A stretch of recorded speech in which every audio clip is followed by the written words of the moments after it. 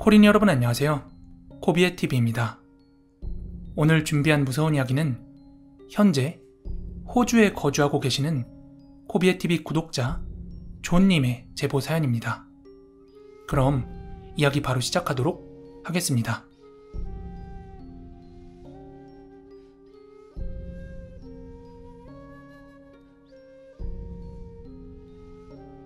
이 이야기는 제가 어렸을 때 한국에 살면서 겪었던 이야기입니다.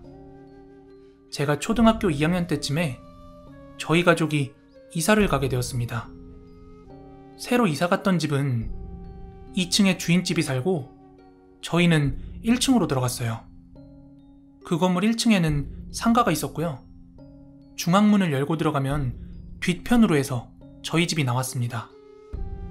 일단 본격적인 이야기에 앞서서 참고로 저는 가끔 한 번씩 귀신 같은 걸 보기도 합니다. 게다가 저희 외가 쪽에 꽤 유명하신 무당이 한 분 계셔서 뭐 그런 영향인지 모르겠어요. 하여간 사람이나 건물 같은 거 보면 그 특유의 기운 같은 것도 자주 느껴지곤 합니다. 아무튼 그 새 집에 처음 들어갈 때 제가 느꼈던 기분은 되게 많이 찝찝하더라고요. 문마다 막 부적도 붙어 있고요. 지금에 와서 글을 쓰며 천천히 생각해보니까 부모님들께서 어떤 사정 때문에 그런 집을 구하셨는지 조금 의아하기도 하네요. 아무튼 그렇게 이사를 가고 며칠이 지났습니다. 저는 밤늦게 제 방에서 신나게 컴퓨터 게임을 하고 있었는데요. 제 방문 바깥쪽에서 누군가 쳐다보는 느낌이 들어서 제가 슬쩍 돌아봤어요. 그랬더니 어떤 할머니 한 분이 문지방에 매달려서 저를 멀뚱멀뚱 쳐다보고 있는 겁니다.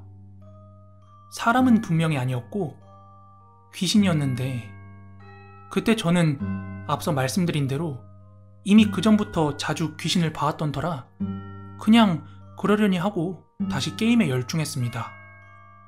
그런데 그 뒤로도 그 할머니가 여러 번 계속 보이길래 어머니한테도 이 집에 할머니 귀신이 있다 이렇게 말씀을 드렸지만 어머니께선 이사 온 지 얼마 안 돼서 네가 집에 적응이 안 돼서 그렇다 이러고 마셨었죠. 그리고 시간이 지나 이사 온 지 아마 한 달쯤 지났을 때였어요. 학교가 끝나서 집에 돌아오는 길이었는데 인도에서 친구랑 이런저런 이야기를 나누고 있었어요. 그런데 그때 갑자기 도로를 달리던 트럭 한 대가 인도로 막 달려오더니 저를 덮쳐서 그만 전 그대로 발목이 부러지고 말았습니다.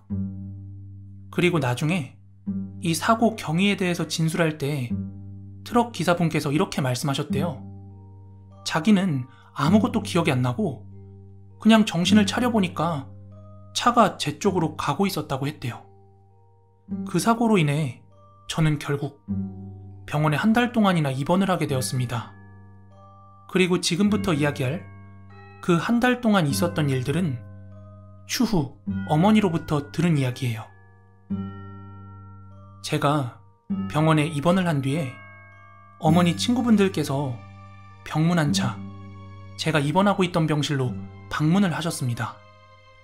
그런데 그 친구분들 중 한 분이 신기가 있는 분이라 하셨는데 그분이 병실에 들어오셨다가는 금세 병실 밖으로 나가시더래요.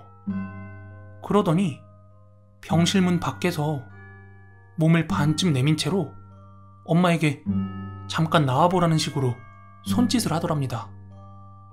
그래서 엄마가 뒤따라 나갔더니 친구분께서 이런 말씀을 하시더랍니다. 야, 너희 집에 계시는 할머니 같은데 너 가리키면서 아들내미 다리를 분질렀는데도 아직도 자기 집에서 안 나간다면서 독한 년이라고 욕한다 야. 이러더랍니다. 그리고 제가 병원에 입원할 때쯤부터 해서 동생이 거의 매일같이 배가 아프다고 그랬었다는데 어머니 친구분께서 또 하시는 말씀이 야, 저 할머니 진짜 독하다 독해. 지금 저 안에서 너한테 소리 질러. 아들로 안 되면 딸도 가만히 안 놔둔다는데? 그러자 덜컥 겁이 나고 무서워진 엄마는 제가 병원에 입원해 있는 동안 집에서 멀지 않은 외할머니 댁에 동생을 맡겨놓고 엄마 아빠는 사무실과 지인들의 집을 전전하면서 다른 집을 알아보셨던 모양이에요. 그래서 며칠간 집이 비어있던 와중에 그 신기 있다던 어머니의 친구분께서 전화를 걸어왔대요. 그리곤 대뜸 너 괜찮냐? 요새 집에 아무도 없어? 하고 묻더랍니다. 그래서 엄마가 그걸 어떻게 알았냐고 물어보니까 친구분께서 말씀하시길 어제 내 꿈에 갑자기 그 할머니가 나와서 집에 아무도 없으니까 너무 좋다고 그러더라. 엄마의 친구분께선 그 아무도 없다는 말의 의미가 뭐 이사를 간 건지 아니면 진짜 우리 가족을 다 죽여버린 건지 뭐 그런 게 걱정이 돼서 전화를 하셨다더라고요. 그리고 이 집 이사 갈 때 짐 뺄 때 말곤 다시 안 들어가는 게 좋겠다고 하셨대요. 그 할머니가 다음엔 진짜 누구 하나 잡을 것 같다고 하시면서 말이죠. 그리고 나중에 제가 퇴원을 하자마자 바로 다른 집으로 이사를 가게 되었습니다.